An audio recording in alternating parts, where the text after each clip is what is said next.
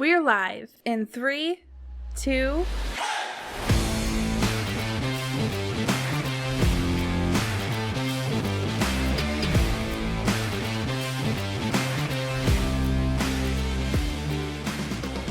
Welcome into LeatherBrainz, your host, Slapdog here. We got another fun one for you, ladies and gentlemen, all you dirty, nasty brainiacs. We are going to be talking about the NFC West. So for the next couple weeks, we're going to be talking about all the divisions. We're going to give a brief rundown where we think each team in these divisions are going to finish, and I can't do it alone. I am joined today by my good friend, Scotty Del Rey. It's great to have you here, Scotty. Alan Casanova Castro is MIL. Or no, it's MIL. No, that's not what I meant to say. It's MIA. Missing in action. MIA. MIA. Yeah. I don't know why I said okay. MIL. MIL could be cool. Missing in love. Missing in lasers. Leeches. Missing in leeches is where he's at. Yeah, he's stuck in a pile of leeches. Yeah. Can't make it. Yeah, and we have to record this podcast, so we can't save him from it, unfortunately. So best of luck to him. But I have you here, Scotty, and I'm glad to have you here. We're before I kind of gave the brief rundown of what we're going to be talking about today. But before we do that, Scotty, of course, we have to bring the Brainiacs, the news. So that's what we're going to start this episode out with. Let's just jump into it. We're going to start with the 49ers. The 49ers wide receiver, Jauan Jennings. He wants a new contract or to be traded. He's scheduled to make $7.5 million this season in the final year of his deal. And it is worth noting the 49ers extended Jennings' deal last season.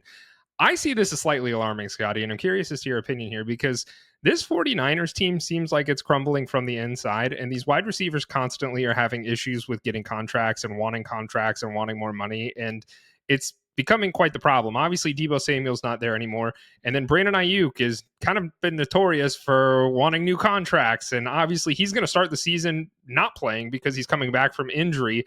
And there's even been some chatter about Brandon Ayuk as far as, will they trade him? Will they just get rid of him?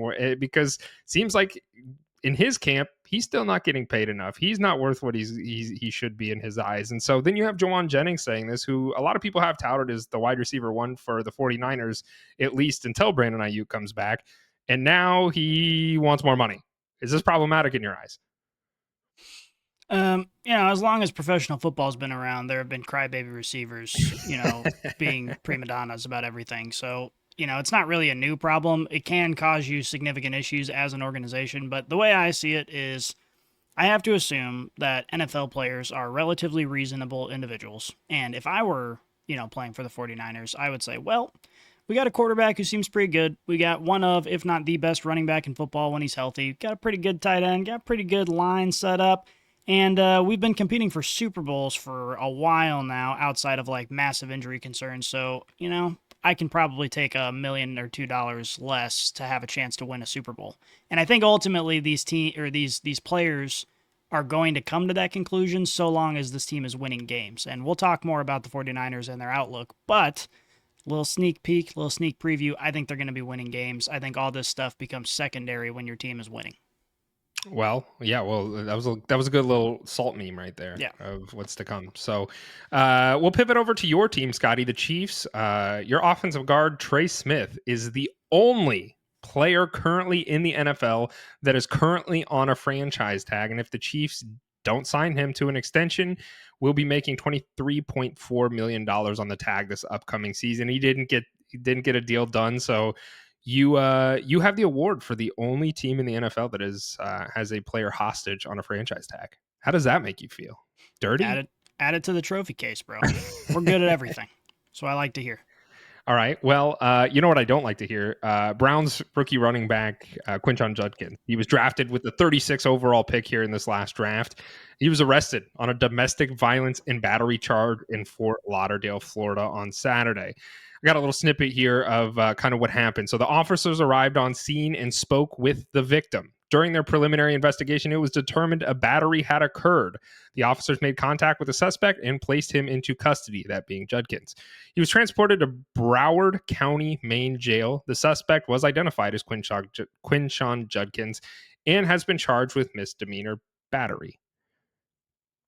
I know fantasy football dynasty managers they're sweating a little bit I imagine whoever Quinshon Judkins hit was sweating a little bit as well.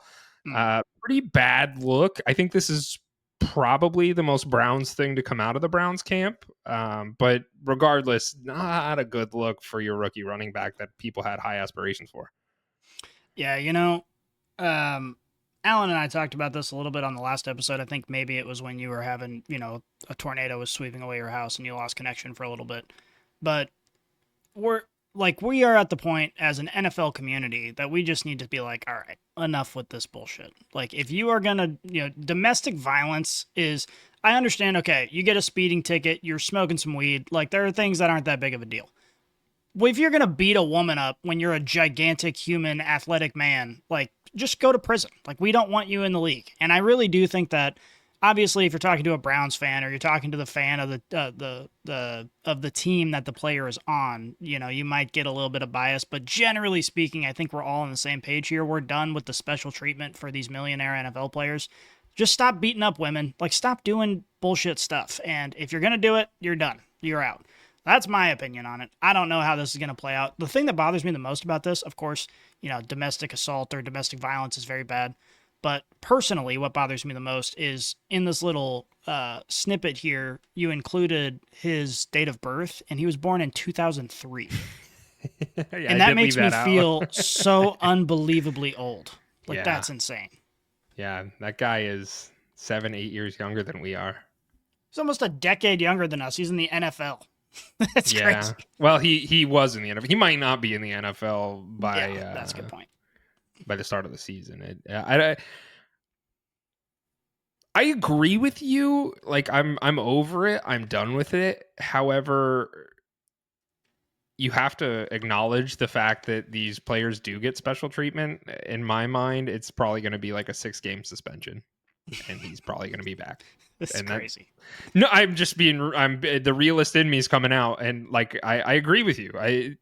There's no reason, there's no world in which we should be okay with this, and we're not. But the fact of the matter is he is going to get special treatment because he plays in the NFL, and he probably is going to get a 6-game suspension, and then we're going to move on with our lives. And go ahead. We also have to acknowledge this is all alleged. We're basing this off of one incident report. Sure.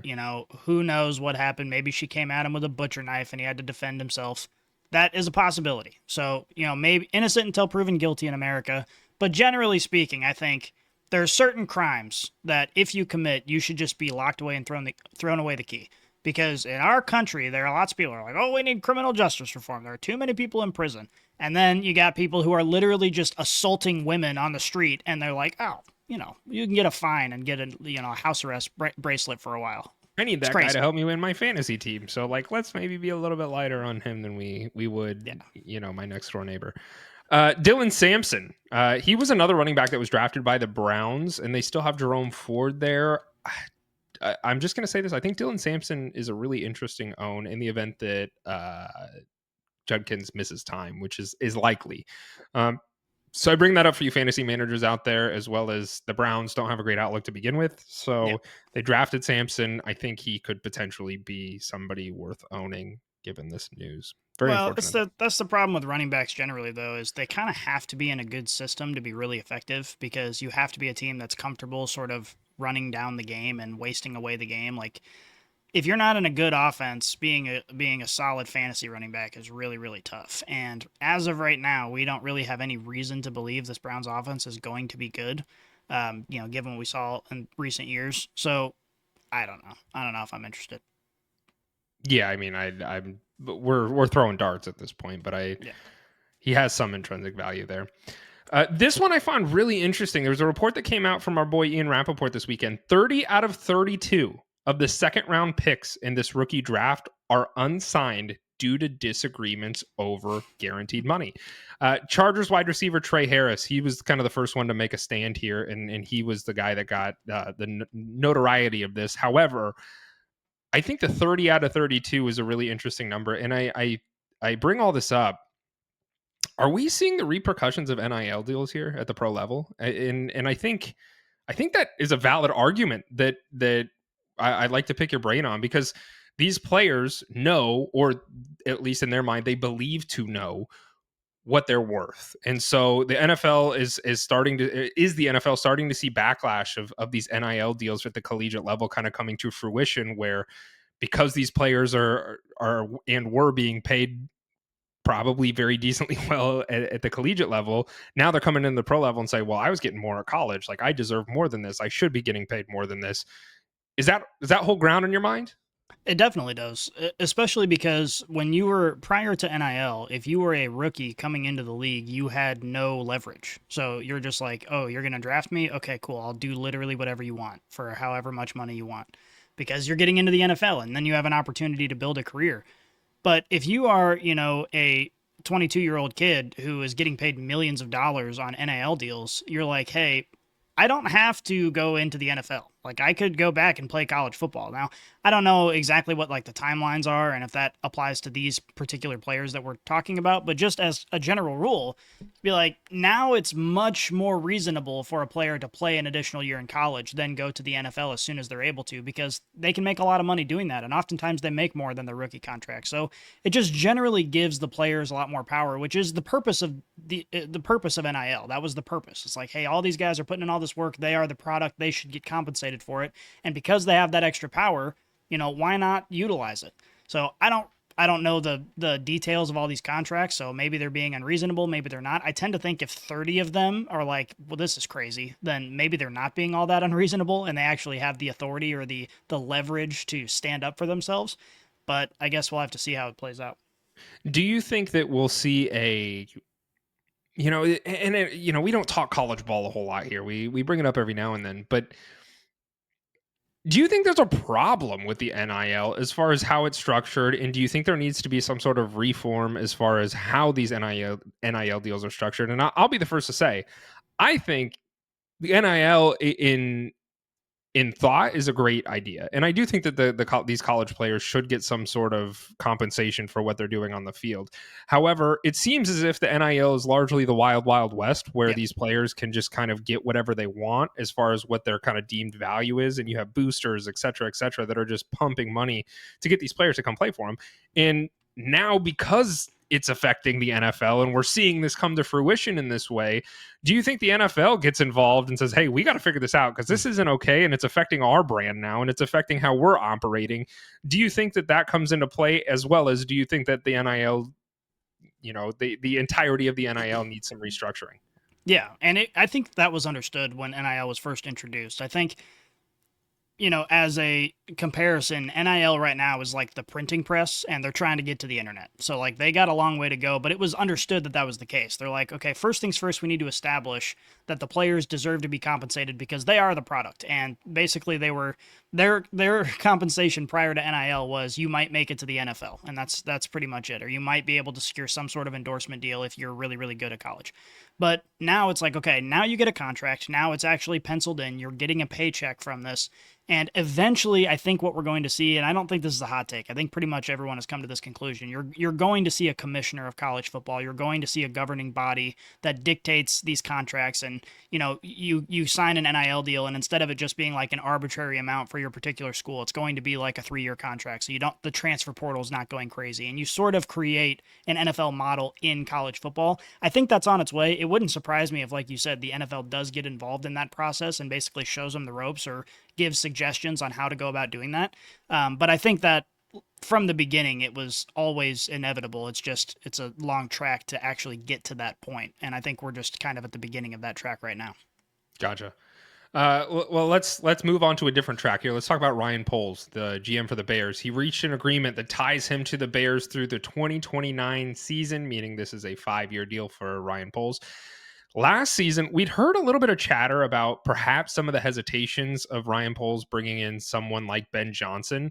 And I'm bringing this up. This is maybe a far-fetched thought or idea, but as I mentioned, there was some chatter about his hesitancy with bringing in someone like Ben Johnson because will Ben Johnson replace him as the GM? I think that might be a little outlandish. However, perhaps maybe it holds a grain of truth. I don't know. Ryan Poles got a deal done before we have even seen what Ben Johnson is going to bring to the table here. Do you think there was some security involved in that from that perspective? Or do you think it was largely, hey, Ryan Poles has done all this for us, we want to go ahead and, reward him for it?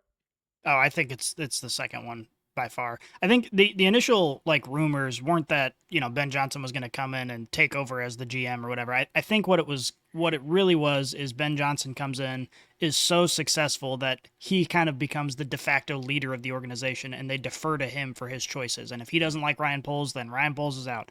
I had never really held a lot of weight with that rumor because Ryan Poles largely has done a phenomenal job as the GM. We've talked about it before that this is a team that we talk about in the offseason all the time because of all the acquisitions that they're making. And the big blight on Ryan Poles' record is the fact that they did not fire Eberflus when they drafted Caleb Williams. The fact that they kept Eberflus for an extra year, obviously we saw how it panned out. It was a disaster. And many of us, including on this show, were saying, why would you not get rid of that head coach? You didn't have faith in him anyway. You're bringing in a new quarterback. You don't want your quarterback to go through that turnover of having to, learn a new offense with a new head coach. But all that's kind of in the past now. And I think the organization is looking at Poles and saying, well, look at our roster now compared to before Ryan Poles took over. And holy shit, we are so much better, at least on paper. So I think they're just saying, hey, good job. We want to keep you around for the long term. You're a Bear now. And I tend to agree with that as well. I wanted to bring that up because it was a little bit of chatter, and it wasn't a lot, but it was a little bit of chatter that was being had in the NFL space. Yeah, I think Ryan Poles has done a phenomenal job from a roster construction standpoint. You mentioned Eberflus, so we can kind of move past that. And although I do largely agree, he's done a phenomenal job. The Bears have won the offseason the past 3 years, and then we get into season, and that's where we start to have problems. But that's part of Ryan Poles' issues, and I think Ben Johnson is largely here to fix that. And we're a Bears podcast this season. We've said it before, and we are pro Bears this season. So we expect big things from this offense as well as this entire team and organization, and where the trajectory of where they're moving going forward. So Chargers running back Najee Harris, he suffered an eye injury due to a fireworks explosion on the 4th of July. Harris's agent assured us that Harris will be a full go for the upcoming season. I'll start by saying I didn't realize that NFL agents were also doctors, so that's kind of interesting. Men but of many hats. You would think, firework injuries happen every year. They happen all the time. Like it's got to be a nightmare for EMT workers on the 4th of July. It's like these people are literally just playing with explosions. Why, as an NFL player, are you putting yourself at risk in that way? That is so stupid. I just don't understand. I don't get it. It's funny you say that. I know a little bit. Actually, in just a few minutes, we're going to be talking about the quarterbacks documentary, and just another little sneak preview into that. Many times, you're doing great at the plugs today, by the way. I know, yeah. Stick around, bro. We got so much coming. But when I watch shows like that, where you see these NFL players and so much is riding on their shoulders, and they're like out, running around, throwing the football, or like doing whatever miscellaneous activity, the first thing I think of is, what are you doing? Like, why are you taking this risk? There was one scene where Jared Goff like climbed on a bookshelf to put a star on top of a Christmas tree. Yep. And I'm just like, what are you doing? Like, those are the things that should be going through your head when you're an NFL athlete. Like, if I fall off a bookshelf and I break my arm, not really a big deal. But if he falls off a bookshelf and breaks his arm, a bunch of people are going to be cost so much money, not to mention heartbreak. Like, just don't do stuff like that. You could stay away from the fireworks for a few years while you're in the NFL. Like, just watch from a safe distance. The fireworks I'm behind. The Jared Goff thing, I would do the same thing. But I look at it from two trains of thought. Is one, like, you still got to live your life. You still got, like, you might be a pro athlete, but like, you still got to live your life. But then the other part of me is like, dude, if you hurt yourself in a non-football related injury, the world is going to be so mad at you. Yeah. I mean, you can live your life. Just don't take unnecessary, like, go get a stepladder. I know for a fact your millionaire ass has a stepladder in the closet. Just go get a stepladder. You don't got to climb on a bookshelf, you psychopath. I agree with that. Amarian Hampton, let's ride, baby. He's firmly rooted as the Chargers running back rookie that was drafted this year that I believe will do very well. However, I think Najee will be involved if he has both of his eyes. So I guess that is remains to be seen. He might not even need both of his eyes. He needs as much as he can get. That's true, but that offense that Jim Harbaugh is building over there is built to run on the ground, and maybe the holes will be so big you don't even need depth perception. You could probably close both of his eyes, still get a few yards. Might actually help him. Najee's he's just an okay running back. Teach him how to do echolocation. Did we just turn into an ASMR podcast? Maybe. It's pretty Well, if hot. you guys like that, let us know. We'll do some more ASMR for you. Garret Wilson, he signed a 4-year, $130 million contract. This marks the first time, Scotty, in NFL history that a wide receiver has averaged over $31 million after playing for only 3 NFL seasons, reported by our good friend Adam Schefter. I'm heartbroken that he signed. Like, I'm happy for him because he got the bag. Like, good for you. But I was just really crossing my fingers that he was going to get out of the dumpster fire that is the Jets and go find like a career resurgence of usage with a team that appreciates him and his talents, because the Jets are not that team. And it's really sad. So I'm happy for him as an individual, but I'm also sad for me for like fantasy output, because this is just abysmal. This was sad news for me. Well, money will make you do a lot of things. You can talk to all the Garretts in the NFL, because Myles Garrett did the same thing with the Browns. True. He's like, That's true. Wait a minute. You pay me a bunch of money, I'll stick around. So yeah, Good point. money talks. Money talks, and it did for Garrett. So congratulations to him, but disappointing for fantasy. And now, Scotty, I want to talk about quarterbacks. The season 2 of quarterbacks has come out on TV, and we have both consumed the entirety of season 2. And I want to pick your brain on this a little bit. So the 3 quarterbacks, if you haven't watched it, skip about 10 minutes of this show because we don't want to ruin it for you. But Scotty, I'm itching to talk about it because it's got Joe Burrow, Kirk Cousins, as well as Jared Goff. And so which one of these 3, going into this show, which one of these 3 quarterbacks were you most excited to kind of get a behind the scenes look at? Definitely Kirk Cousins, without a doubt. It's not because Kirk Cousins is so spectacular, but it's because he had so much just NFL drama surrounding him over the last couple of years. With the injury, and then, eventually kind of being forced out of Minnesota, and then going to the Falcons and feeling like, all right, this is my home for the long term. And then they make the surprise draft pick, and then he gets benched. Like, there's just so much going through there. And admittedly, the show, I didn't think focused enough on that. And I understand why. Kirk Cousins now isn't even a starting quarterback in the NFL. Like, I don't think they could have just made the whole show about him. But if the whole series was about Kirk Cousins, I think it would have been better, just because there was so much to unpack there. And what was really interesting, I was really looking forward to the point in the show when the draft happens and they talked to Kirk Cousins about it. And that only lasted like 45 seconds. He just kind of mentioned it offhand. Like, yeah, it was kind of surprising. It was disappointing, but it is what it is. And I was like, I wish they talked to him for like an hour and a half about that situation, because I want to know exactly what they told him beforehand. I want to know if, what exactly the conversations were afterward. I want to know, like, the show made it seem like the coaching staff there was invested in Kirk Cousins, and then all of a sudden was like, no, like, you're done. Because obviously Kirk Cousins started to struggle toward the end of the season, but it seemed like it happened all of a sudden, and you just know that it didn't happen like that. That there were conversations taking place over the course of weeks in that facility of making that switch and making that decision. And so I still think his storyline is the best out of all of them, but I don't think they got into it as much as I wish they would have.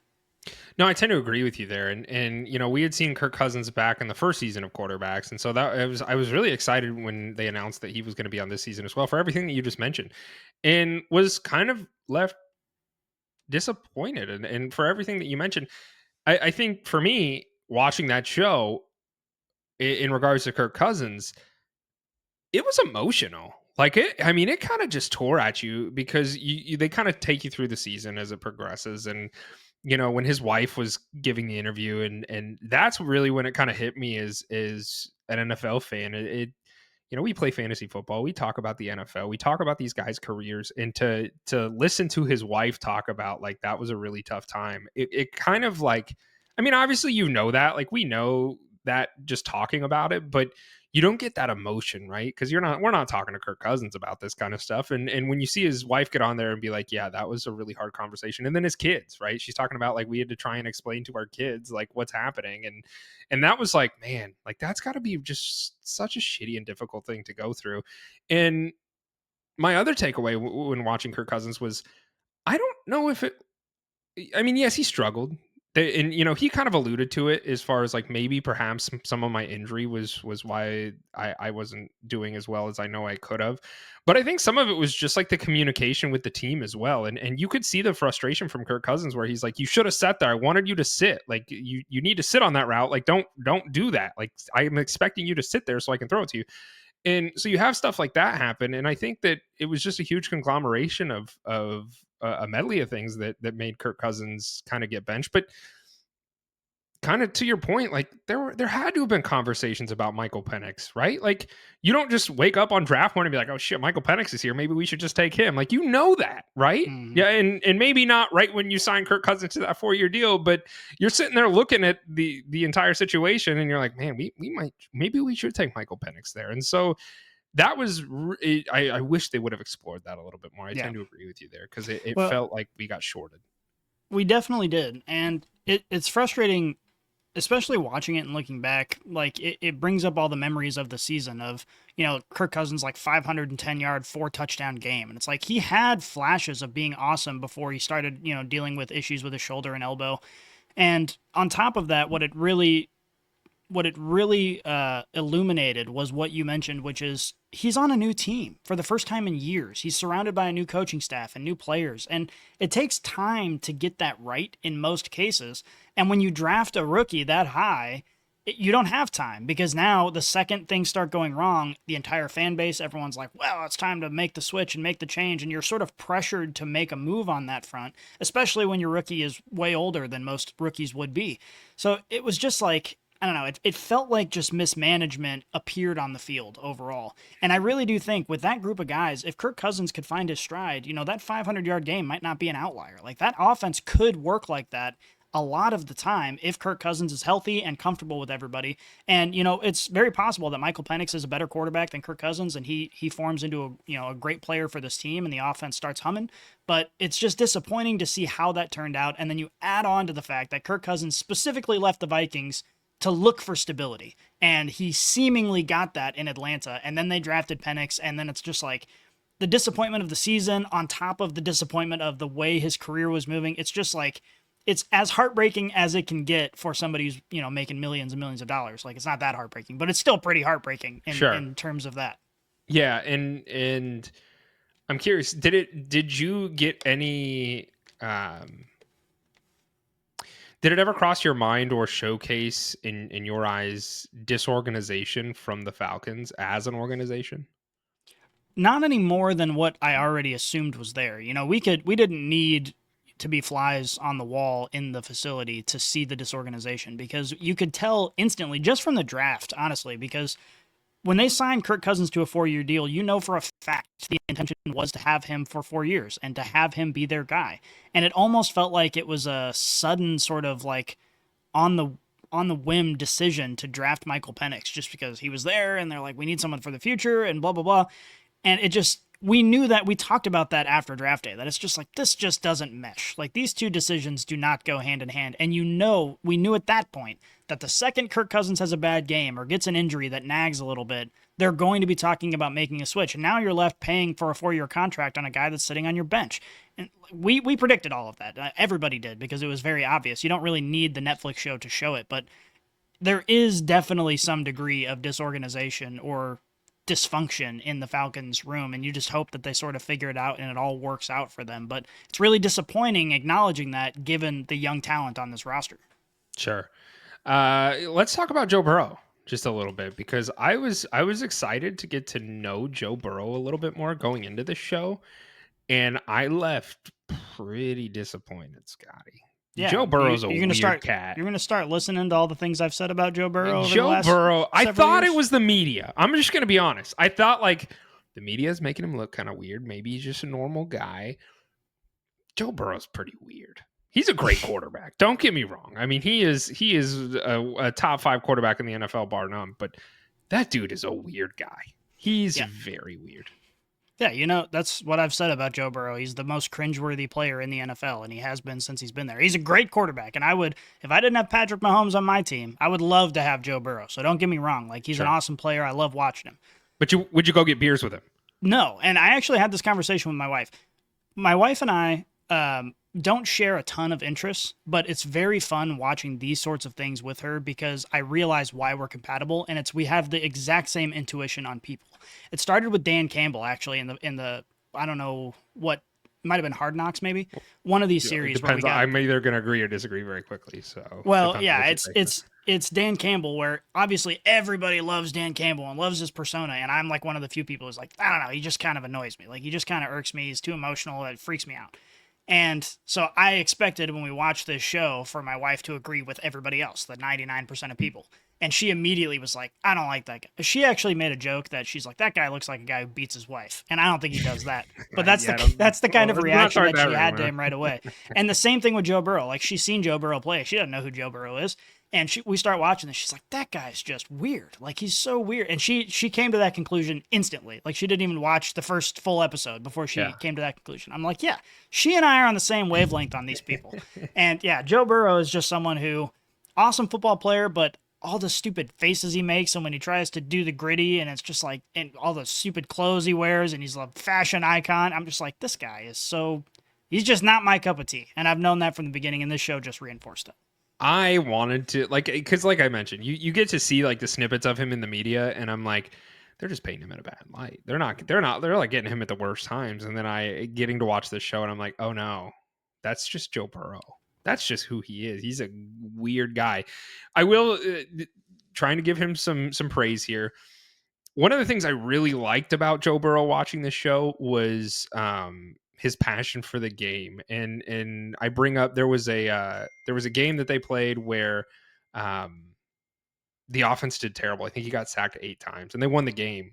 And I can't remember what the game is. There's a clip floating around on social media, so anybody can go find it. But Zach Taylor came over to him and was like all giddy and happy because they were winning. And Joe Burrow was pissed. And he's like, this is embarrassing. He's like, we should be embarrassed by the performance today. He goes, I don't care that we won. He goes, this was terrible. And that, to me, I was like, this guy's got the dog in him. He might be a weird dog, but he's got that dog in him where he's like, no, like, I expect perfection. I want to play at a high level, and we're not. And obviously, I mean, we know how the season ended for the Bengals, and their defense was atrocious. And Zach Taylor in that moment was like, I'm going to go praise the defense. And I'm sitting there like, for what? Because your defense is ass, man. And the only reason that you're winning games is because the guy sitting on the bench pissed off because you guys had a subpar game. And so I like seeing that from Joe Burrow a little bit. You get to see kind of the fire, and he's like, this is bullshit. He's like, no, that's not okay. And even sideline cameras they thought that him and Zach Taylor were in an argument, and Zach Taylor gets on this documentary and was like, it's just two guys that are just passionate about success. And he's like, it wasn't us like yelling at each other per se. But I liked that snippet of Joe Burrow. I didn't like all the other stuff about Joe Burrow. I mean, if he doesn't come back to quarterbacks, I'm not going to complain. Oh, 100%. But it was, honestly, it was entertaining watching him. It just wasn't like a relatable thing. Like, he was just kind of like a zoo animal that you get to look at through the glass, and you're like, this guy's so different that I just want to observe. But I don't know, like, that scene is, to me, that's an example of somebody who is overly dramatic. Like, he was like almost performatively angry, and that's the impression I get from him in everything. It's almost like he's just kind of like just so weird, but he knows he's weird, so he tries to be normal, and that comes off as inauthentic. And I think that describes his just general personality. And I think he seems like a great guy. He seems like someone with a good head on his shoulders, but that social interaction, I just think he really struggles with. And that scene, I think, encapsulates that. We're like, yeah, he's saying the right things, but it's almost like he's giving dialogue that you would expect to find in like a Friday Night Lights book.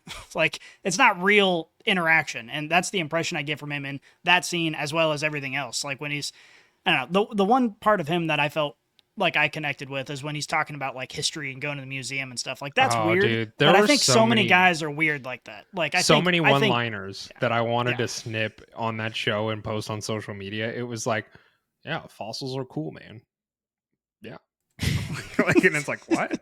Like, it was just so off-putting and just, yeah. And I'm like, he's like, yeah, samurai swords are sick. The quarterback that I was really, I don't want to say pleasantly surprised at, was your doppelganger, Jared Goff. I really liked watching Jared Goff in this one. If I was to pick any of these quarterbacks that I was like, this guy seems the most normal, it's easily hands down Jared Goff. He just seems like a good dude, normal guy.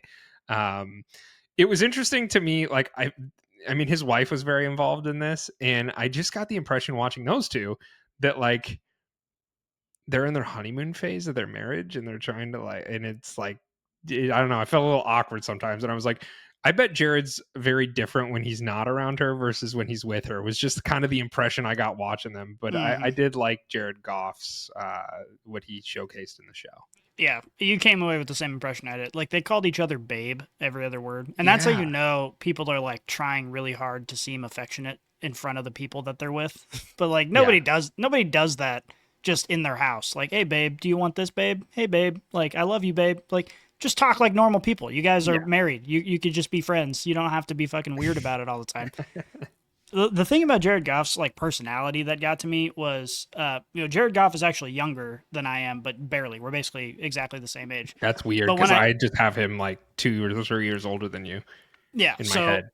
But that's the thing is like you forget sometimes, especially as we get older. And our audience is probably like people listening to this, they're like 14, and they're like, "What the fuck are these idiots talking about?" But you forget almost that even the experienced NFL players in so many cases are still like kind of kids. Like they're still young. Yeah. You talk to a 25-year-old or a 26-year-old, and the difference between a 26-year-old and a 32-year-old is so massive in terms of personality.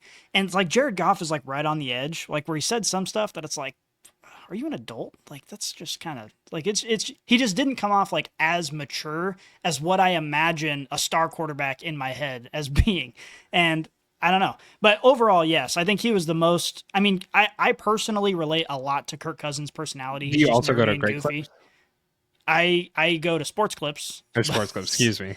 Yeah, but I actually used to have a Great Clips right by my house that I would go to all the time back in the day. But Sports Clips is a little bit better because it's easier to get into in my area. But I'm the same way. Like, I don't give a shit what my hair looks like. It takes 6 minutes to cut my hair. Like, just make sure I don't look like a hippie. That's all I care about. And so, like, I relate to his kind of goofy, like, dad personality a lot. He plugged it so much in the show. So much. He was plugging it. I loved it. And he seems like the kind of guy who is actually like really relatable. Like he's like, I got the finer things in life. You could tell in both seasons of quarterbacks, the vast majority of time Kirk Cousins is on screen, he's getting like medical attention. He's like, yeah, I got to get this like electrotherapy. This is a great time to do an interview. He always does that. And you can just tell that he invests so much of his money into trying to keep his body healthy. And he's just like, I just want to keep playing football. And his personality to me is the most relatable. But Jared Goff was, right there too. I felt like when Jared Goff was talking, I was talking to like a sibling who was just a little bit younger than me. And I'm just like, I vibe with most of the things you're saying, but every once in a while you say something and I'm like, I don't know. That's kind of kind of a weirdo. The one thing that I really, and I know that you have your opinions on Dan Campbell, but I like the fact that not only just Dan Campbell, but the GM for the Lions, Brad Holmes, they both like leaned into Jared Goff and were like, you're our guy. We're so excited to have you. And I think that probably really helped him in his transition from the Rams to the Lions and making that, make him feel wanted. And I think that showcased, it showcased in his play. It showcased what he was able to do with that team and that organization. And so it was just nice to see that. It doesn't surprise me because I think that's largely who Dan is as a human being, is like he's invested in his guys. And that's, you can argue emotion or whatever, but he's when you're his guy, he's your guy. And like, he'll go to war for you and you'll go to war for him. And it was just kind of cool to see that play out, because of the entire way that was handled with the Rams and the Lions. And it was kind of interesting too, where Jared was like, it almost seemed like Jared didn't get any closure with the Rams, where they're just kind of like, they almost blindsided him in that way of just being like, yeah, you're no longer our guy. Like, you're sorry, dude. And like, didn't give him any heads up or anything, which I felt kind of interesting. And maybe I expect more from Sean McVay. But that was kind of interesting. Yeah. This conversation, it does pivot back to Dan Campbell because, obviously I've said a lot of stuff about Dan Campbell, but there's one thing that is very defining about him, and it's that he does have this really intense focus on culture. And when I look at Dan Campbell, I like scoff. Like, it's like, okay, you're being dramatic. Like, this is crazy. If Dan Campbell came up to me and gave me a hug and said, I love you, man. I love you. It'd be my dream come true. He's like, stop talking to me like that. We're grown men. You don't have to coddle me like I'm a high school freshman who played one down on the football team. Like, you don't have to do that. In high school, that sort of stuff is really, really common, where everyone's like, we're going to go to war, and people are crying when you lose in the playoffs or whatever. It's like, in real life, that's, as adults, that sort of reaction should not really be a part of it. But you recognize that I am a weirdo and kind of a stonewall and don't like that stuff. Most NFL players probably do like that, and it's clear with the culture that he's built. And one thing that really impressed me with just the little bit of insight that we got is you get the impression, obviously Dan Campbell is more of a CEO type head coach. He's not calling plays most of the time. He makes decisions on the field, many of which are very stupid, but he does a good job of keeping like sort of better this last year. He did do better this last year, a lot better, but he does a good job of like, you're my guy. This is your responsibility. Do your thing. And he does that really, really well of like not over like micromanaging. And I love the fact that he has that same relationship with the GM, because I think the front office of the Lions organization they are the MVPs of the organization, in my opinion, because they have completely flipped this roster around in such a short period of time. And that's why the same reason I think that Ben Johnson isn't all he's cracked up to be necessarily. I don't think that Dan Campbell's all he's cracked up to be. I know we are, but I do think that the primary reason for the Lions' success is the roster compilation, and that comes directly from the front office. And you saw that relationship with the GM kind of play out, and how Dan Campbell's like, hey, I trust you, do your thing. And no wonder he trusts him, because look what he's got now. But I do appreciate that relationship. And I think the way that Jared Goff was treated by the Rams is probably more typical in the NFL, where you have these executives that treat it like a business and less like we're a family and we're going to war together. Like, I think that mentality is pretty annoying, but there is something to be said about how special that is in the NFL, in a place where you have all these suits making these decisions and they're sort of disconnected from the person involved. And you saw that play out with Jared Goff and how he appreciated that transition into something a little bit more personal. Yeah. And, I'd like to go back to what you mentioned earlier. You'd said, Jared Goff said some things like a little sibling where you like, I mostly agree with you, but there's some things These are kids.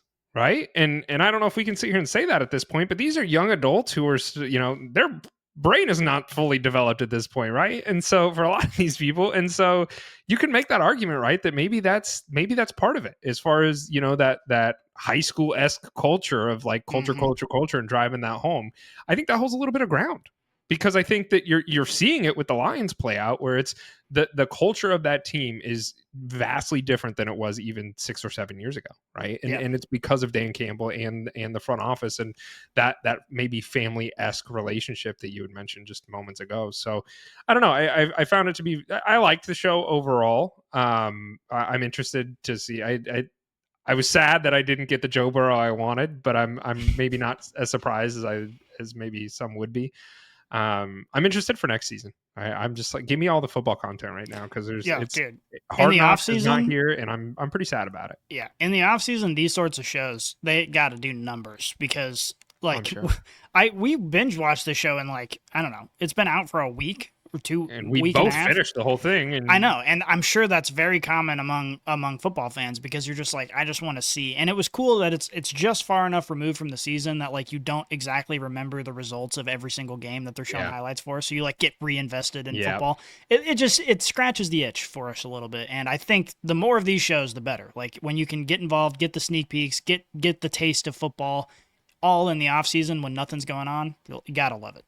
Yeah, and I hate the Giants, and will forever hate the Giants for taking Hard Knocks from us this last season. So I don't know, it might have been worth it, because that season was so spectacular. Oh, it was amazing. But like, I'm just like, I'm thirsty for anything NFL right now. It's brutal. So we got a little bit more ways to go, Scotty, and we'll get there. So it was a nice little reminder of what's to come with this quarterback show. So if you haven't seen it, go check it out. Quarterback season 2. It was a very good watch.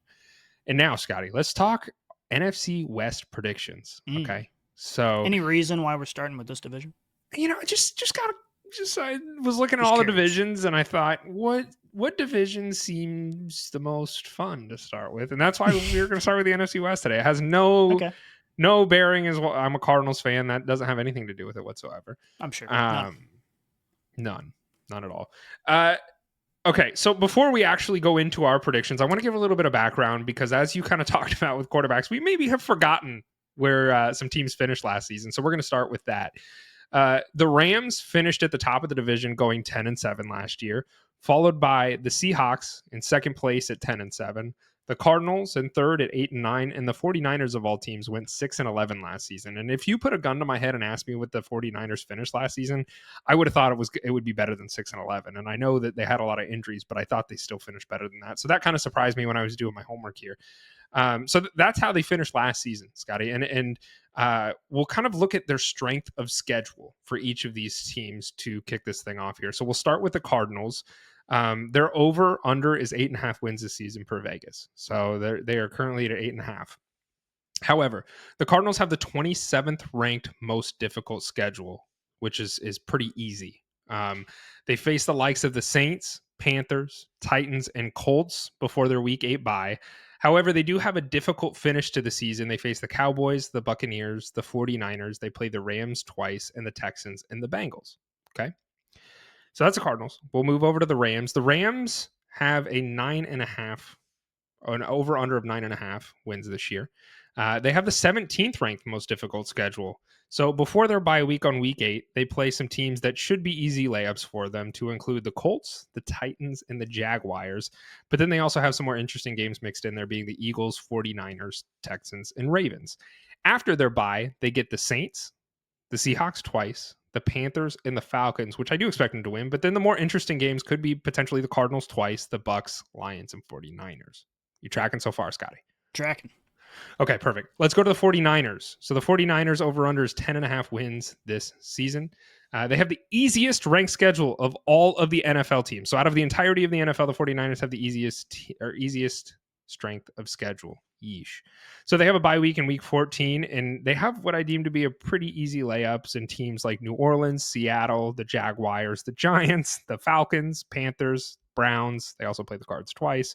And then after their bye week, they have the Titans, Colts, Bears, in Seattle. So all things considered, 49ers have a very, very easy schedule. And then we'll round this one out with the Seahawks at the over-under at 7.5 wins this year. They have the 22nd ranked most difficult strength of schedule. And with their bye week, also on week 8, they play some teams that they might be able to squeeze some wins out of, being New Orleans, Pittsburgh, Jaguars, and potentially the Cardinals. After the bye, it gets a lot tougher. They got the Commanders, the Rams twice, the Vikings, but then they also have teams, as I mentioned, like the Cardinals, Titans, Colts, and Panthers. So if you were to look at Vegas odds here, Scotty, the 49ers are leading the division, and then you have the Rams, the Cardinals, and the Seahawks. So that's what Vegas has the NFC West finishing at. And I'll repeat that again. It's 49ers, Rams, Cardinals, Seahawks is how they see this playing out. Okay. Now, we have some changes that happened this last season across all teams. And I'm not going to go over every single player, but I'm going to go over some notable ones. And we'll start with the 49ers. So the 49ers lost the likes of, God, I can never say his name. Hufanga. I can never say his first name. So Talanoa Hufanga. I know how to say his last That's name. pretty good. Pretty close. And then they also lost Charvarius Ward, Dre Greenlaw, Leonard Floyd, Javon Hargrave. They also traded away Deebo Samuel and Jordan Mason. So while the 49ers were very defensive focused in this last draft, do you think that they lost all these players on the defensive side of the ball? Like, does that have concerns for you, Scotty? I mean, those are some big name, notable defensive guys. Yeah, I mean, obviously, whenever you have massive roster turnover, there is a lot of concern. Ultimately, though, I think the strength of schedule is going to make a huge difference, where the 49ers should be pretty much favored to win the vast majority of the games that they're playing here. And even if they drop some, I just think that this team has enough talent and, most importantly, has the coaching know-how to get through tough times. You know, what we saw last year was an anomaly with injuries. It's no team outside of maybe the Detroit Lions can finish the season so high with that number of injuries. That's roster turnover, but on steroids, because you're losing all of these guys midseason. And actually, going back to the quarterback show, in one interview with Dan Campbell, he said, you know, we got to turn our offense into overdrive because we're playing with guys that we just signed off the street on defense. And that's insane. And the 49ers went through a very similar thing where they just lost so many guys and so many impact players to injury that it's just difficult to see how they could turn it around last year. But I do think that going into this season relatively healthy, we have to remember that someone like CMC is when he's healthy, he is as good as Saquon Barkley. Like, that guy is a game changer. And when you have players like that on your team, you know, you should be able to win some of these games that, even if they're tough fought, you should be able to get those wins. So ultimately, it's interesting because I knew that you did all this on the show notes and put all these stats together and looked at Vegas odds, but I deliberately did not look at them when I was putting together my predictions. And my predictions line up very, very well, like across the board. And I do have the 49ers easily winning this division. I think they're going to be another team that is likely going to be a deep playoff contender. Interesting. I mean, I didn't even mention Brandon Ayuk. I did at the top of the show, but Brandon Ayuk not being healthy, as well as potentially Jauan Jennings not being around. And so it's just this roster. I mean, that's a lot of star-studded players that are not going to be there on the defense. I'm a little worried, Scotty, and I won't show my hand as far as my rankings just yet, but it does scare me a little bit for the 49ers. And we'll pivot over to the Rams now. Their notable departures were, of course, Cooper Kupp got traded over to Seattle, and we knew about that. And then Jonah Jackson, he was an offensive guard, and he was traded to the Bears. So not a lot of roster turnover, not nearly as much as the 49ers, but you know, as far as the departures, that I mentioned those, and then the arrivals, they got Devontae Adams and Panua Ford, a defensive tackle from the Chargers. So how are you shaping out the Rams in this situation with the departures and arrivals? I think the Rams are a significantly, I mean, maybe according to Vegas, I think they're about right because, like I said, my predictions are pretty close. But I think overall, as an NFL community, we are underestimating the Rams. And I think it's because we see Cooper Kupp's gone. We know Stafford's getting kind of old, but this is a team that was damn close to beating the Super Bowl champions last year. They don't have a lot of change. They've got a great coaching staff. They've got Sean McVay there. And I think Matthew Stafford, when he's healthy, is very, very, very good. And so I think this is a team that can win a lot of games, and I have them finishing second in this division. But I expect them to be very, very good and not a team that anyone is excited to play. I think Devontae Adams was a huge upgrade from Cooper Kupp. And they're both older. So, but I think Devontae Adams is still playing at a much higher level than Kupp is, and is arguably a much better receiver in general. Yeah, I don't know if I'd say much better receiver, but Cooper Kupp, with his injury concerns, 2 years ago we got spoiled a little bit with Cooper Kupp staying healthy for a lot of the time. But when he's healthy, he's still very good. And he's sort of like a Travis Kelce kind of player where he just understands the game so well that he can find those pockets. He knows when to go. He knows when to sit. Like he just gets on the same page with his quarterback, and that makes him a very effective wide receiver into his older age. You could say the same thing about Devontae Adams. Obviously very skilled. I almost see him as a 1-for-1 trade, maybe giving the edge to Devontae Adams just because he doesn't have as much injury concern, and obviously availability is the best ability.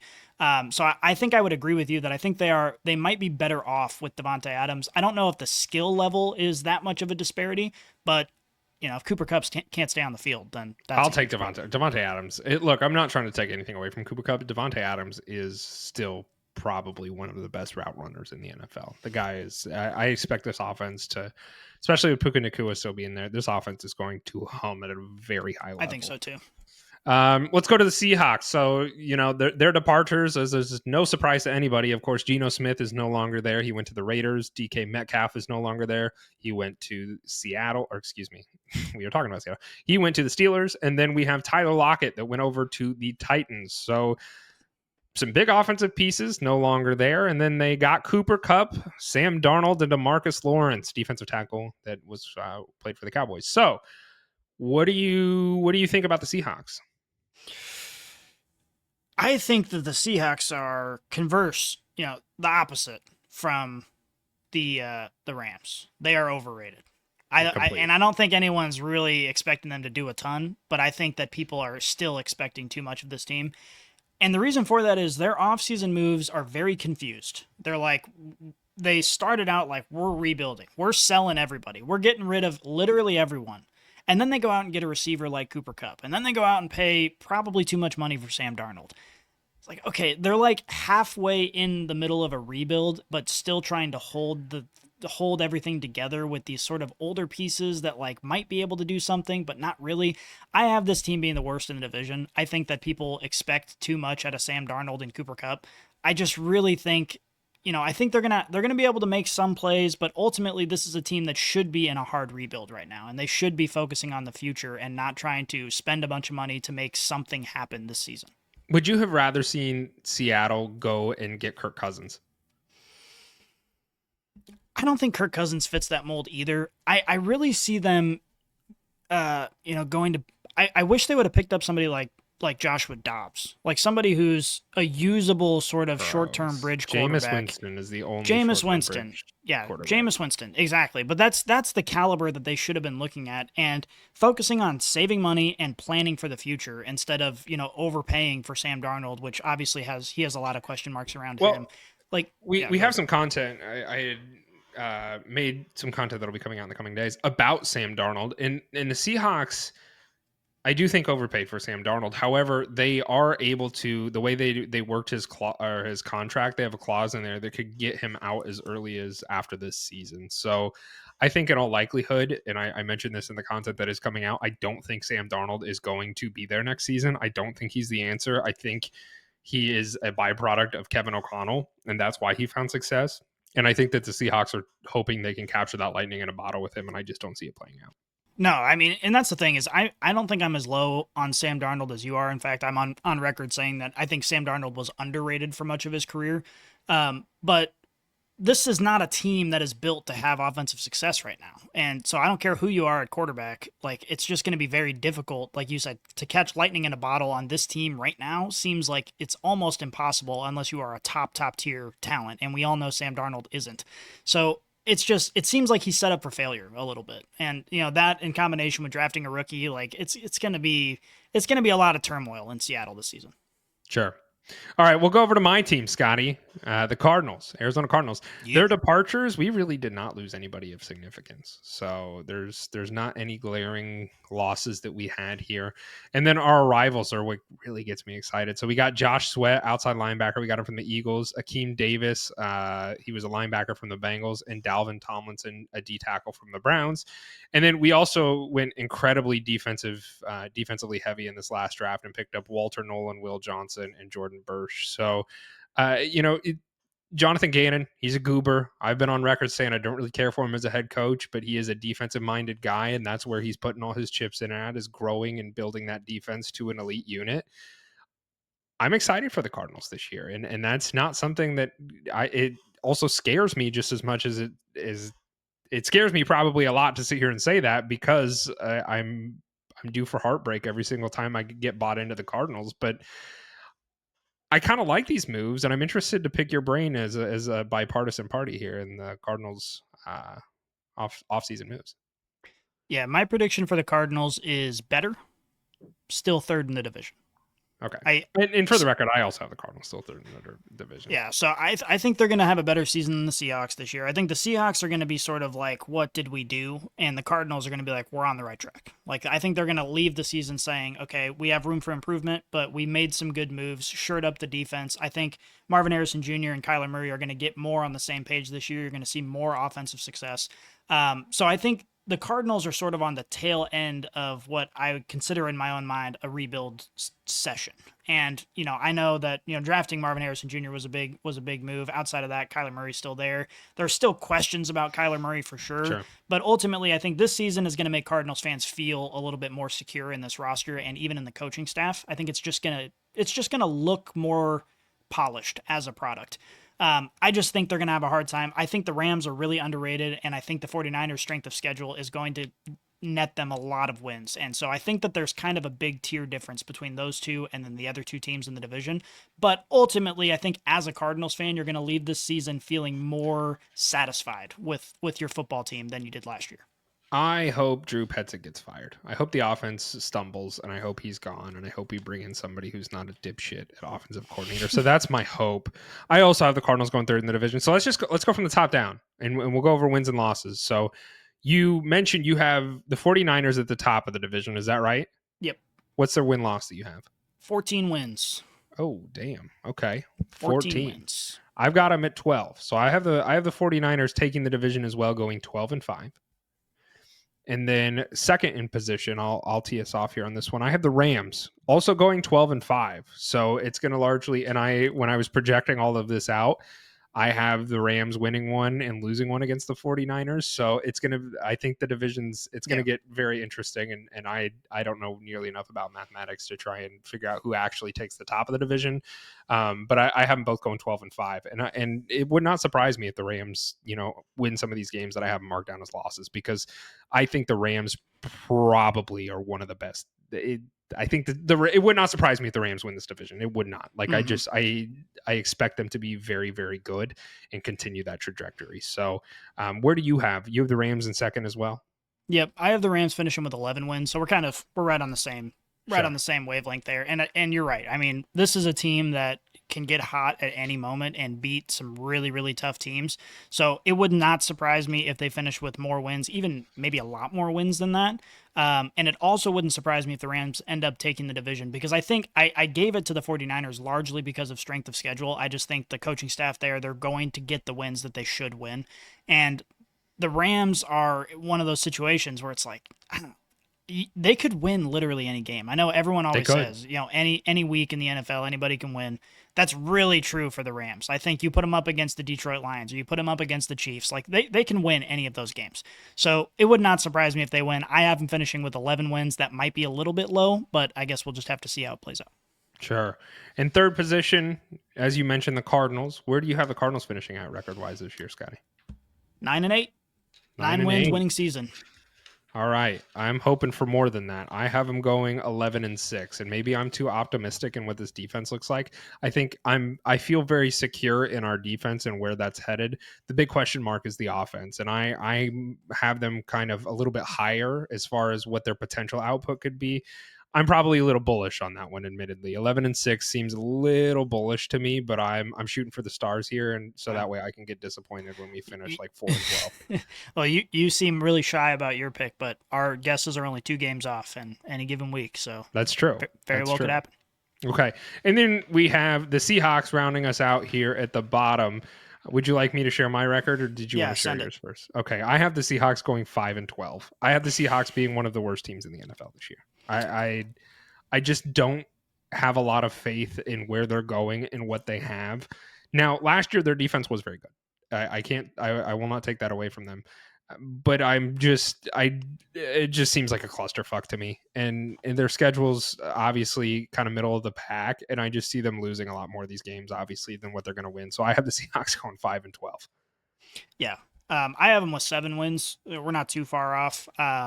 But ultimately, yeah. I mean, if they win 5 games, I'm not going to be surprised. I am not high on this team at all. And to me, again, it all comes down to there's just confusion in the organization. They don't really know what they want. They seem like they're rebuilding, but then they're not rebuilding, and they're getting old assets, and they're getting unsure quarterbacks that they're paying a bunch of money for. And it just feels like once the train comes off the tracks on this team, it's going to go off a mountain, and everyone's just going to be completely bought out and just sick of it. Feels like a Giants-esque thing that's approaching in my mind. It does feel like that. And it feels like there's going to be quarterback controversy in by week 5. It's just going to, all these things are going to be nagging on this team for the entire season.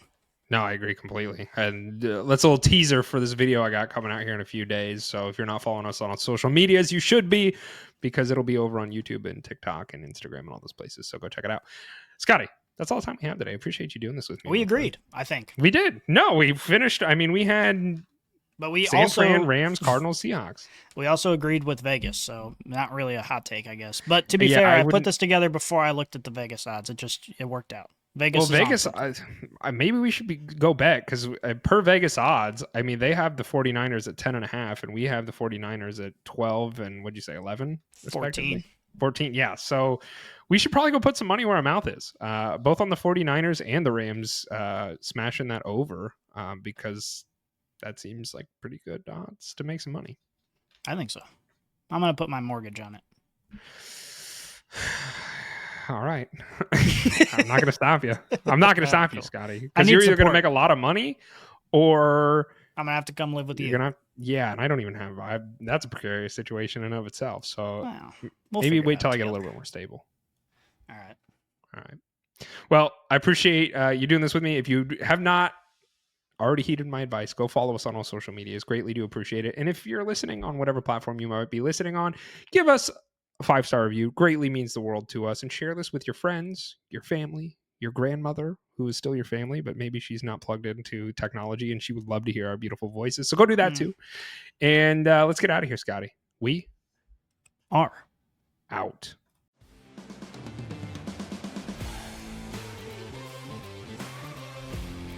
If you enjoyed this episode, make sure you tune into our new releases every week on your favorite podcast app. Follow us on Twitter, Instagram, and Facebook, and check out LeatherBrainz.com for all of your fantasy football needs. And remember, Brainiacs, a championship should be more than a fantasy.